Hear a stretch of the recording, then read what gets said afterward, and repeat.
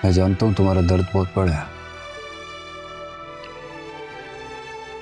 शायद मेरे अल्फाज तुम्हें तसल्ली देने के लिए काफी नहीं है। आंटी के जाने का मुझे भी बहुत अफसोस है।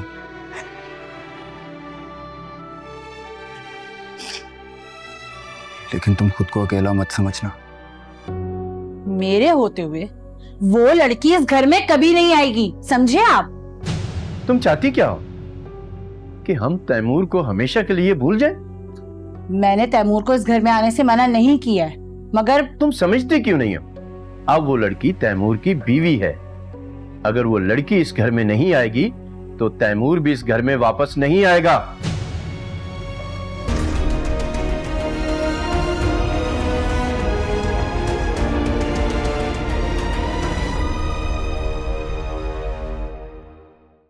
अरशद, मैंने पूरे घर में देख लिया है, ईमान कहीं पे भी नहीं है। वो भाग गई है अरशद, वो भाग गई है। तनी मेरे जाने के बाद भाई और भाभी ने अम्मी के साथ कैसा सुलूक किया होगा? वो तो उन्हीं को इल्जाम दे रहे होंगे, हालांकि उनकी तो कोई गलती भी नहीं है, उनका कोई कसूर नहीं है।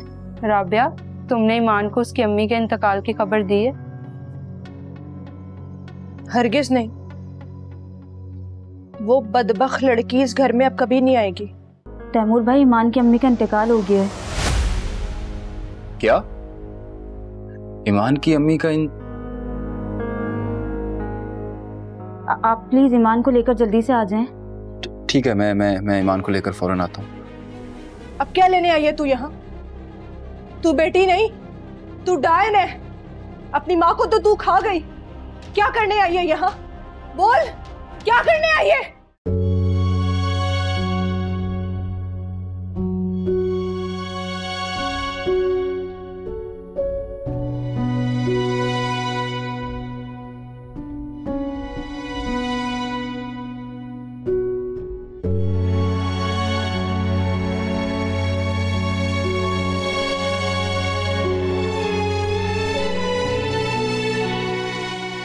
अरशद, आपने सुबह से कुछ नहीं खाया, चले खाना खा ले।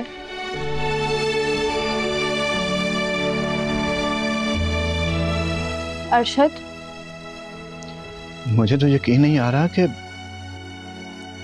अम्मी हमें यूं अचानक छोड़कर चले गई।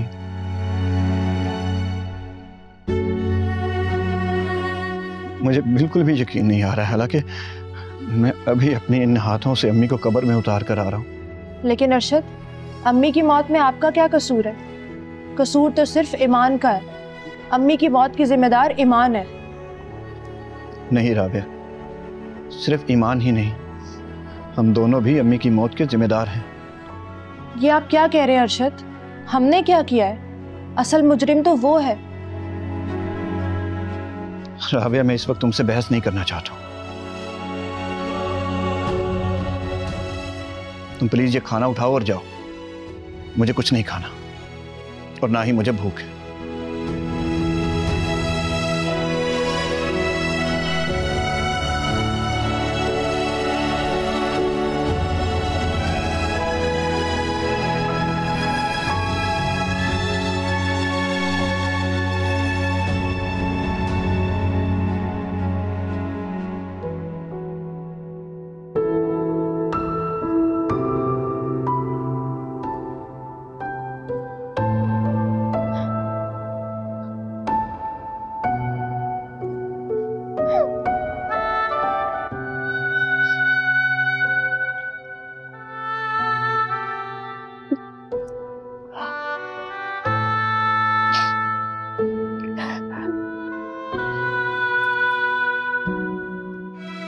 मैं जानता हूं तुम्हारा दर्द बहुत बड़ा है। शायद मेरे अल्फाज तुम्हें तसल्ली देने के लिए काफी नहीं है। आंटी के जाने का मुझे भी बहुत अफसोस है।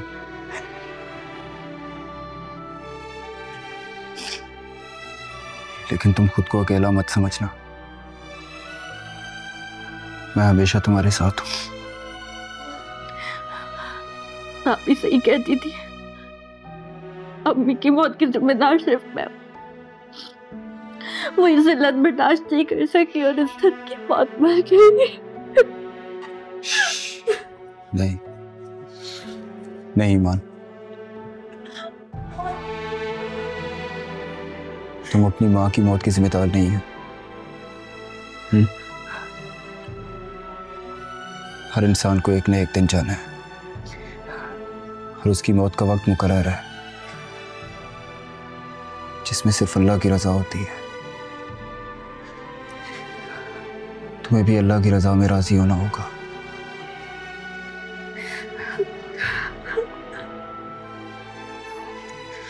तुम्हें ऐसे रोना नहीं है, अपनी अम्मी के लिए दुआ करनी है ताकि उनकी रूह को सुकून मिले।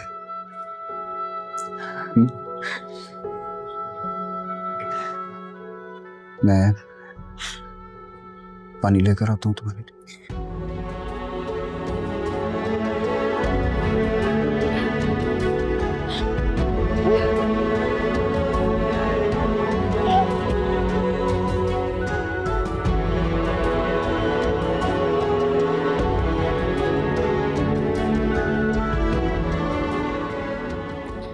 पानी।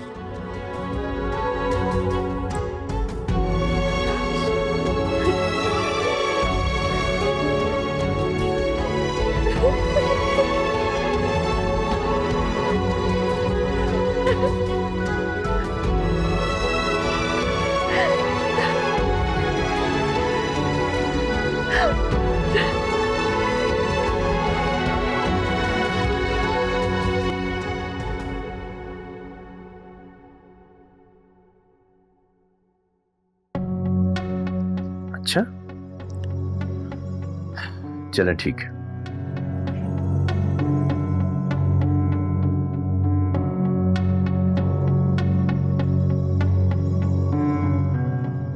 क्या हुआ? तुम्हारे लिए एक बुरी खबर है महक। तैमूर ने उस लड़की से निकाह कर लिया। क्या? ये आपसे किसने कहा? मैंने शाहिद को फोन किया था, उसी ने मुझे बताया कि कल सुबह ही उन्होंने शादी की है। मुझे पता था वो मेरे बेटे का पीछा इतनी आसानी से नहीं छोड़ेगी। मेरे इकलौते बेटे को मुझसे छीन लिया। वो जीत गई और मैं हार गई। होश में आओ महक, इस तरह क्यों अपना बीपी हाई कर रही हो? जो होना था हो चुका। अब इस तरह शोर मचाने से कुछ नहीं होगा। मैं कुछ नहीं जानती, मगर मैं उस धोखेबाज लड़की को कभी अपनी बहू तस्लीम नहीं करूंगी। हाँ तो मत करना उसे कबूल, मगर वो लड़की भी उसे पाकर ज्यादा खुश नहीं होगी, इसलिए कि उसे भी उसे पाने के लिए बहुत बड़ी कुर्बानी देनी पड़ी है। क्या मतलब आपका? उस लड़की ने घर से भागकर निकाह किया और इस खबर से उसकी मां को दिल का दौरा पड़ा और वो इस दुनिया से चली गई। मैंने फैसला किया है कि मैं तैमूर को हर सूरत में घर वापस लाऊंगा।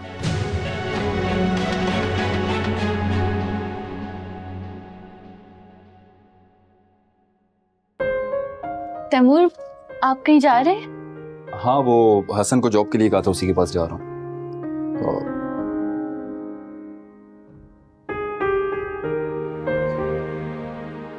तुमने अपना ख्याल रखना है, स्ट्रेस बिल्कुल नहीं लेनी वरना तुम्हारी तबीयत खराब हो जाएगी।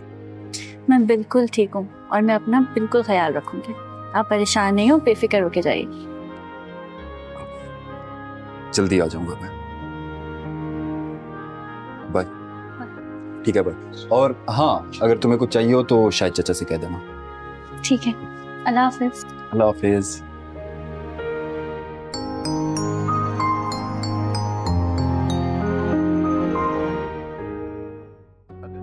मेरे होते हुए वो लड़की इस घर में कभी नहीं आएगी, समझे आप? तुम चाहती क्या हो कि हम तैमूर को हमेशा के लिए भूल जाएं? मैंने तैमूर को इस घर में आने से मना नहीं किया है, मगर तुम समझते क्यों नहीं हो? अब वो लड़की तैमूर की बीवी है। अगर वो लड़की इस घर में नहीं आएगी तो तैमूर भी इस घर में वापस नहीं आएगा। इसलिए मैंने फैसला कर लिया है कि मैं तैमूर और ईमान को इस घर में वापस लाऊंगा। तुम्हारी जिद की वजह से मैं अपने बेटे को खोना नहीं चाहता। तो ठीक है, फिर मैं यहाँ से जा रही हूँ। सुनो महक, मेरी बात को गौर से सुनो और समझने की कोशिश करो। इसी बात में हम दोनों की बेहतरी है। देखो, अगर हमने अपने बेटे को उस लड़की के रहमो करम पर छोड़ दिया तो वो लड़की हमारे बेटे को हमेशा के लिए हमसे दूर कर देगी। बस एक बार वो लड़की इस घर में आ जाए, फिर तुम जो चाहो उसके साथ सलूक करो। मैं तुम्हारे किसी मामले में नहीं बोलूंगा। महक, तुम समझ रही हो ना मेरी बात? शायद आप ठीक कह रहे हैं। तैमूर के दिल में भी उस लड़की के मोहब्बत का भूत सवार है। वो उसे कभी नहीं छोड़ेगा, लेकिन उस लड़की को मैं तैमूर का होने नहीं दूंगी, क्योंकि वो सिर्फ मेरा बेटा है। उसे मुझसे कोई नहीं छीन सकता। ठीक है, फिर शाम को हम उन्हें लेने जाएंगे।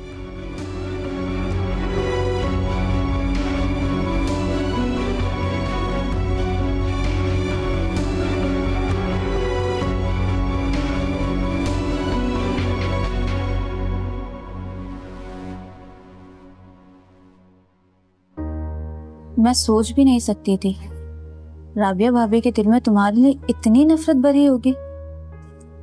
उन्होंने तो मोहल्ले वालों का भी लिहाज नहीं किया। वो हमेशा से ही ऐसी हैं, तंग नजर और हासिद।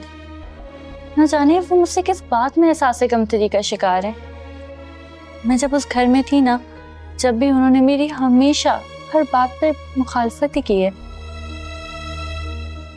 ठीक कह रही हो तुम, वो वाकई किसी एहसास कमतरी का शिकार है, या फिर जरूरत से ज्यादा खुद पसंद है। वो जब से इस घर में आई है ना ब्याह के, वो तब से भाई पर सिर्फ अपने ही हक समझती हैं। मुझे और अम्मी को तो वो किसी खाते में नहीं लाती थी। और पता है, वो हमारा वजूद ना सिर्फ भाई की वजह से बर्दाश्त करती थी।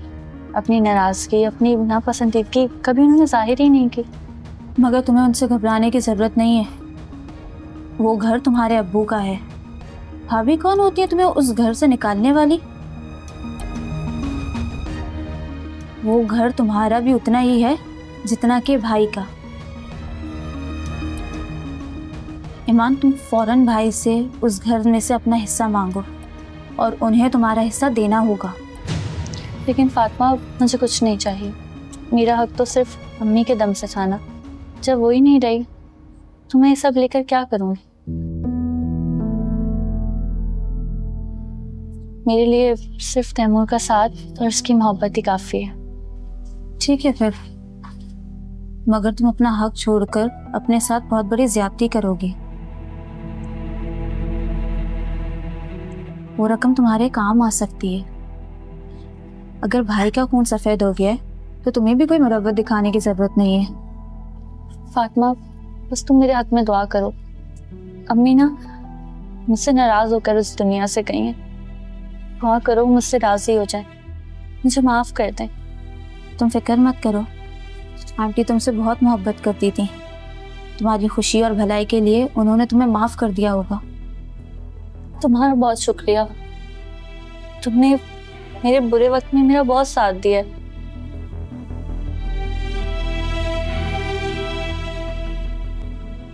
हाँ हसन, मैं आ रहा हूँ तेरे पास। एक जॉब इंटरव्यू के लिए आ गया था, यहाँ से फ्री होकर आता हूँ। यार, तुम्हें दूसरे ऑफिस में अप्लाई करने की क्या जरूरत थी? तुम हमारी कंपनी ज्वाइन कर सकते हो। वैसे भी पापा को फाइनेंस मैनेजर की जरूरत है। और बात सुन, ये जॉब ऑफर करके मैं तेरे पे कोई एहसान नहीं कर रहा हूँ। तुम अपनी मेहनत और काबिलियत से हमारी कंपनी को फायदा पहुंचाओगे और इसी का तुम्हें मुआवजा भी मिलेगा। बहुत शुक्रिया यार, तेरा बहुत एहसान होगा मुझ पर। एहसान किस बात का? थैंक्स यार, तूने बहुत बड़ी प्रॉब्लम सॉल्व कर दी मेरी। इट्स ओके यार। अच्छा बात सुन, मुझे भाभी की अम्मी की मौत का बड़ा अफसोस है। मेरी तरफ से तुम ताज़ियत कर लेना। ठीक है, फिर कल सुबह ही मुलाकात होती है ऑफिस में। अच्छा ठीक है, मैं तेरा वेट करूंगा। अल्लाह हाफिज।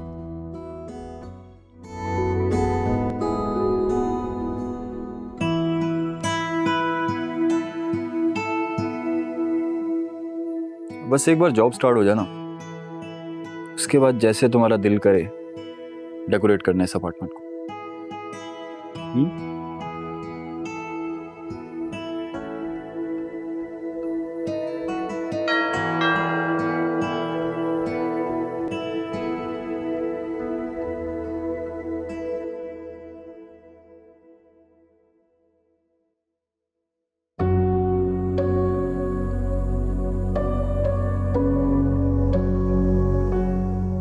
अस्सलाम वालेकुम बाबा।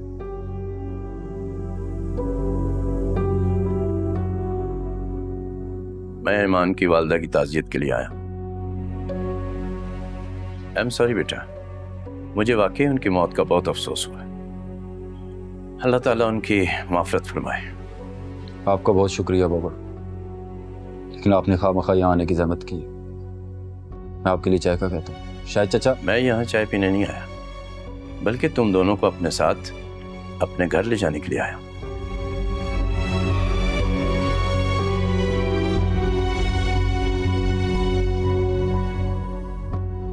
ऐसे क्या देख रहे हो? मैं सच कह रहा हूं। लेकिन हम दोनों यहाँ बहुत खुश हैं, और वैसे भी मैं उस घर में नहीं जाना चाहता जहां मेरी बीवी की इज्जत ना हो। ये तुम क्या कह रहे हो तैमूर? वो तुम्हारा अपना घर है। हाँ, लेकिन ईमान का नहीं है ना बाबा, और मैं मम्मी को अच्छी तरह समझता हूँ। वो ईमान को कभी भी अपनी बहू कबूल नहीं करेंगी।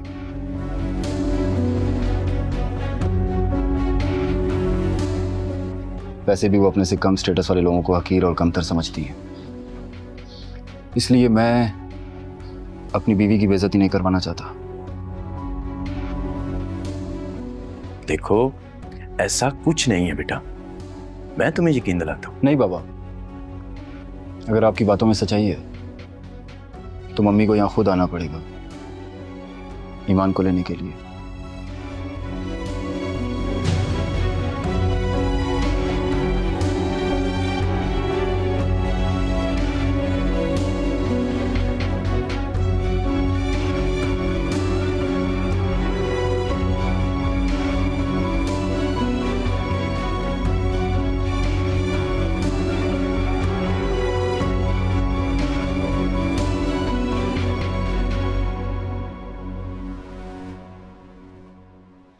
तैमूर, एक बात पूछूं आपसे? हाँ, चाय आपको पीनी? नहीं थैंक यू। पूछो। आपको अपने फैसले पे कभी पछतावा तो नहीं होगा ना? ये क्या कह रही हो तुम? तुम सोच भी कैसे सकती हो कि मैं कभी भी अपने फैसले पर पछता सकता हूँ? तुमने मेरी खातिर अपना घर छोड़ा, मेरी वजह से तुम्हारे भाई भाभी ने तुमसे ताल्लुक खत्म कर दिया। मैं ये कुर्बानी नहीं दे सकता क्या तुम्हारे लिए?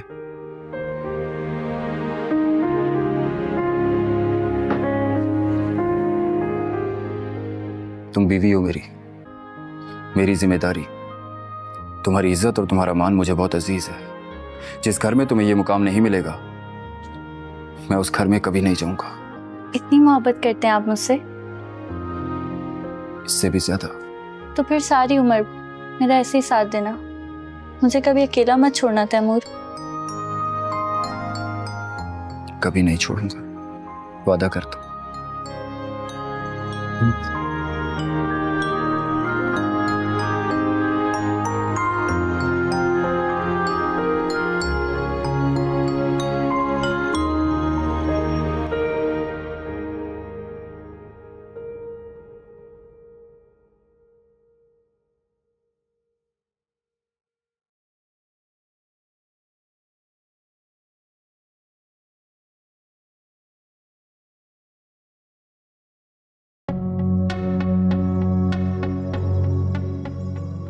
क्या हुआ?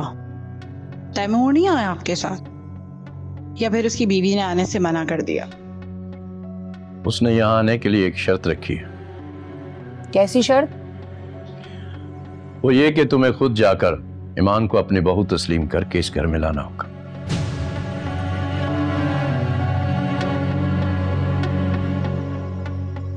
मुझे पता था ये सारी पट्टियां उस 2 टके की लड़की ने तैमूर को पढ़ाई होंगी।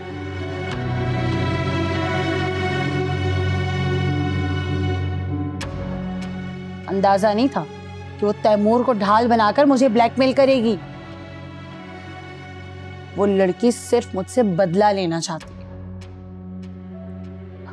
क्योंकि मैंने उसे बहू बनाने से इनकार कर दिया ना, इसलिए। लेकिन आप भी सुन ले ज़ीशान, मैं उसे हरगिज इस घर में नहीं आने दूंगी, ना मैं उसे अपनी बहू कभी तस्लीम करूंगी।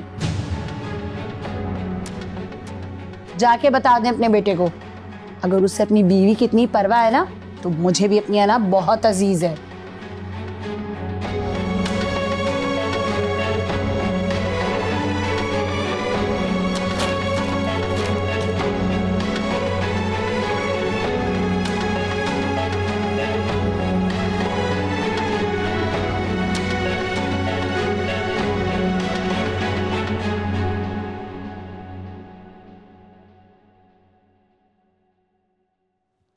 आपकी चाय। तुम अपनी फ्रेंड्स के घर गई थी, क्या वो उसके मामला सेटल डाउन हुए? नहीं, तैमूर भाई के पेरेंट्स ईमान को अपनी बहू तस्लीम करने को तैयार ही नहीं है। ईमान के भाई भाभी ने भी उससे अपना हर किस्म का ताल्लुक खत्म कर लिया है। तो अब क्या होगा? वो बेचारी तो बहुत घाटे में रही है। तैमूर के माँ बाप तो उसे माफ़ कर देंगे, लेकिन तुम्हारी दोस्त का क्या होगा? वो अपने हस्बैंड के साथ फ्लैट में रह रही है। तैमूर भाई उससे बहुत मोहब्बत करते हैं। उसकी खातिर उन्होंने अपना घर, अपने पेरेंट्स सब कुछ छोड़ दिया। अच्छा, ऐसी भी क्या चीज़ है तुम्हारी दोस्त जिसकी खातिर उसके शोहर ने अपना सब कुछ छोड़ दिया? क्या मतलब है आपका? ईमान ऐसी वैसी लड़की नहीं है। अरे यार, मेरा वो मतलब नहीं है। मैं तो सिर्फ ये कहना चाह रहा था कि तुम्हारी दोस्त बहुत खूबसूरत होगी, वरना कौन किसी लड़की की खातिर अपना घर बार, जायदाद, दौलत सब कुछ छोड़ देता है। हाँ, खूबसूरत तो बहुत है ईमान, लेकिन तैमूर भाई उसकी खूबसूरती से नहीं, उसकी मोहब्बत और उसके खुलूस से अट्रैक्ट हुए हैं। ईमान ने तैमूर भाई की खातिर अपना सब कुछ कुर्बान कर दिया है। इसलिए सच तो ये है कि किसी भी औरत के लिए खूबसूरती मायने नहीं रखती। वो तो बस ये चाहती है कि उसका शौहर उससे मोहब्बत करे और उसके साथ वफादार रहे। हाँ, सारी औरतें वफादार होती हैं, मर्द तो बेवफा और धोखेबाज होते हैं। यही कहना चाह रही हो ना तुम?